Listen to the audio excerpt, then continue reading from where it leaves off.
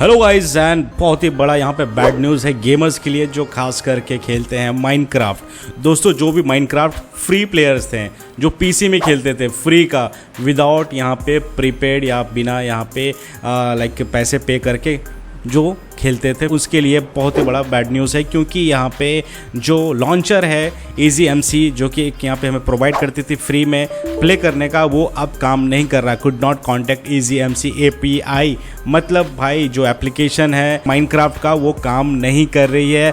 और इसको फिर से मैं कंफर्म करने के लिए मैं चले जाता हूँ गूगल पे सर्च करता हूँ EGMC.io योर माइनक्राफ्ट कम्युनिटी। जब इसको भी मैं ओपन करता हूँ तो दोस्तों यहाँ पे ये वेबसाइट क्रैश कर गई है। दोस्तों क्रैश कर गई, एरर 523 ओरिजिन इज़ अनरीचेबल, मतलब इसका सर्वर डाउन हो चुकी है और ये अभी कनेक्ट नहीं हो रही, इसकी होस्टिंग भी एरर शो कर रही है। दोस्तों मतलब ये प्रॉब्लम यहाँ पे हो रही है और ये प्रॉब्लम की वजह से यहाँ पे EasyMC के थ्रू हम यहाँ पे फ्री में माइनक्राफ्ट नहीं खेल पा रहे हैं। तो दोस्तों यहाँ पे उम्मीद जताई जाती है कि मे बी ये 48 आवर्स में सॉल्व कर दी जाएगी EasyMC की तरफ से और फिर से ये वापस आएगी।